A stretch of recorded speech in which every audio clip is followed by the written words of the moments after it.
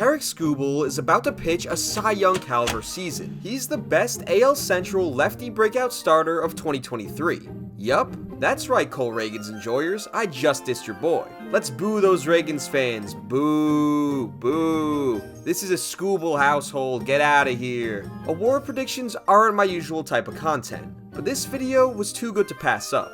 I'll be trying my best Jolly Olive impression by picking a dark horse candidate for Cy Young. With Garrett Cole missing at least a few months and a fairly weak crop overall, this isn't exactly a Hail Mary prediction. In terms of betting odds, Skubal is the 5th ranked candidate on FanDuel and 4th ranked on DraftKings. More bettors place bets on Skubal than any other AL Cy Young candidate. So yeah, not exactly a dark horse, but not the most obvious pick either. This video doesn't exist to point out faulty odds. It's more about explaining why pitching nerds and bettors alike have jumped on the Skubal bandwagon. I'll start by playing devil's advocate. Skubal has never thrown 150 innings in a pro season. His healthiest season was 2021, when he started 29 games but averaged under 5 innings per start. He got Tommy John surgery in college and tore a flexor tendon in his pitching arm in 2022. For that alone, it's totally fair to dismiss my claim. Volume is half the battle for this award after all. Across his first 3 MLB seasons, his production was right around average. His league and park adjusted ERA plus from 2020 to 2022 is 100,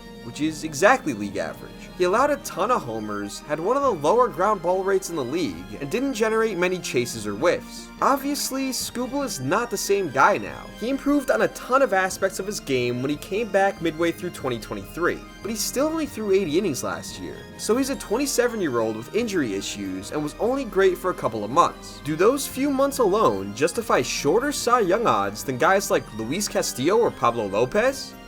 Absolutely. Tarik Skubal's 80 innings in 2023 were some of the best innings pitched that year. Fielding independent pitching is an ERA estimator based on hits, walks, strikeouts, and homers allowed per innings pitched. It scales the same as ERA. Out of pitchers who threw at least 80 innings, Sonny Gray had the second best FIP at 2.83. Skubal's FIP was 2 on the dot. The gap between Skubal and Gray is the same as the gap between Gray and the 31st ranked Eduardo Rodriguez. Skubal's ERA was a still elite but less eye-popping 280. Even then, underlying stats suggest that that figure is a bit unlucky. All of his ERA estimators were below 280. He only stranded 67.7% of runners he allowed, which is unnaturally low based on his low homer rate. On the flip side, he allowed very few homers per fly ball in 2023. Even if he allows homers at a more normal rate next year, there's a good chance his ERA actually ends up lower. So what actually makes Skubal so good? What did he improve upon in 2023? And why do I think it'll carry over into 2024? He has a 5-pitch mix, mostly centered around his 4-seamer, slider, sinker, and changeup, with an occasional curve.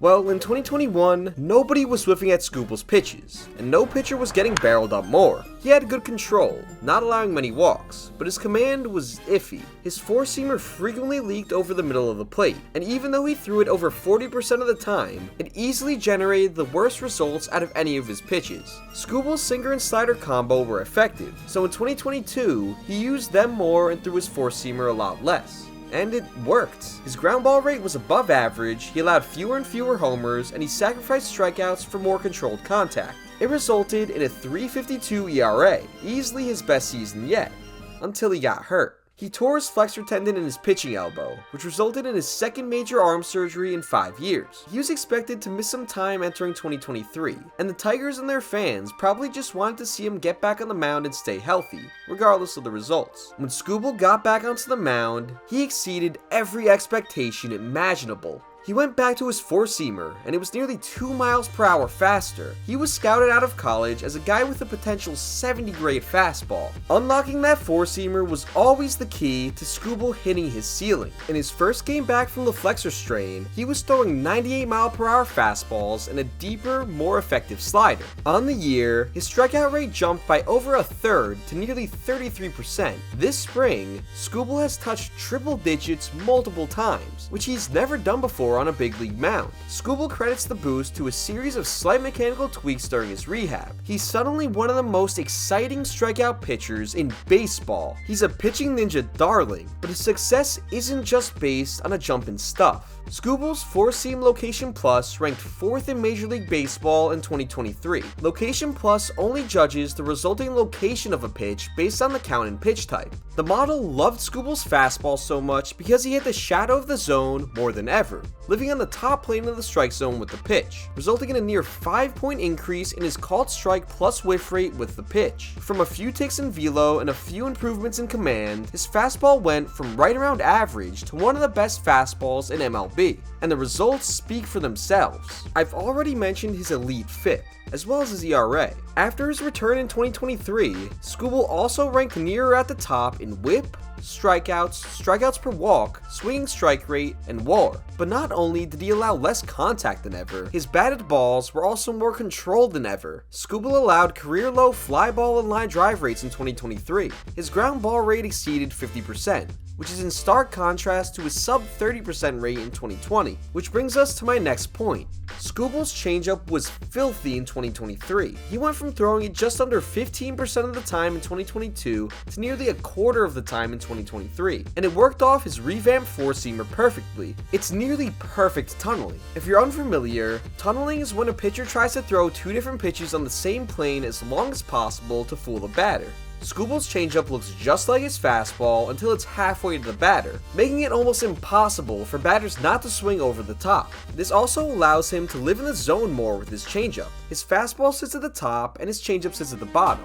That tunneling resulted in batters whiffing over 50% of the time they swung at the change and rolling over whenever they made contact. The interesting thing is, against lefties, he's throwing his sinker-slider mix more than ever, almost never throwing his 4-seamer and never throwing his changeup to batters of the same side. He's a completely different pitcher depending on where the batter stands. Sinkers on the hands and sliders low and away against lefties, almost like a reliever. Against righties, he's more well-rounded, throwing mostly fastballs and changeups, but still mixing in back foot sliders and occasional curves and sinkers. He threw a slider more than any other pitch in 2022, almost using it like a cutter. That changed in 2023. He used it a lot less frequently against righties, and it was a lot more effective versus lefties. Righties still hit the pitch pretty hard in 2023, so I wouldn't be shocked to see him use it even less this year. Either way, we're talking about his third best pitch, and it's a pretty good high 80s slider. To recap, Skubal's 4-seam fastball is elite in terms of both velocity and location. His changeup is elite against righties. His sinker and slider are elite against lefties. And just for good measure, he's got a decent knuckle curve.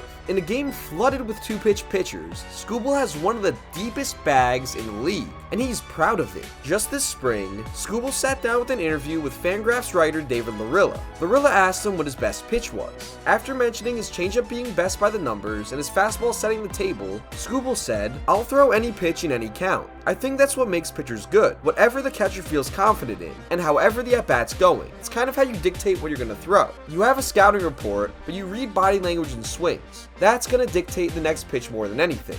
Skubal is an absolute bulldog who'll throw the kitchen sink at you, and he's not done improving either. Larilla spoke with him about the strides he's made with his pitch mix, increased velo, and goals for 2024. Skubal mentions how he struggled and eventually failed to add a sweeper to his arsenal, as well as how he wants to elevate his curveball velo this year. I've linked the entire interview in the description, so make sure to give it a read in a few minutes. The guy is a true student of the game, and he's gonna keep trying to improve. We might see tweaks to his repertoire every season. That's just the type of mentality and work ethic an ace needs to dominate. Skubal's 2023 breakout was real. He wasn't just lucky for a few months, he wasn't doing anything unsustainable. Honestly, the biggest regression to the mean that might affect his results is his left-on base rate, which was nearly 6 points below league average. He should actually be above average with how good he was at striking out batters and inducing ground balls. It's tough to predict that anyone will improve on a 2.80 ERA, but Skubal certainly can. Considering Comerica's pitcher-friendly dimensions, some very weak lineups in the division, and a shallow class of pitchers to compete with, Skubal's Cy Young campaign just feels imminent to me. The real question is sustainability. Can Tarik Skubal start 30 games? Can Tarik Skubal throw over 160 innings? Can he do it all while maintaining an even harder fastball? Can he maintain his impeccable location through fatigue during the dog days of August? Can he get outs without his ace stuff?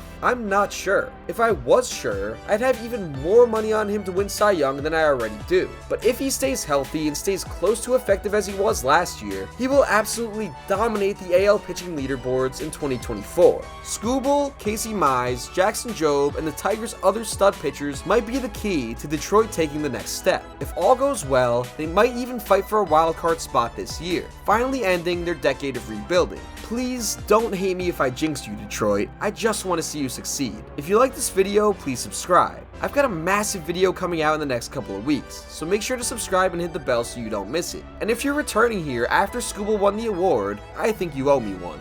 Thanks for watching.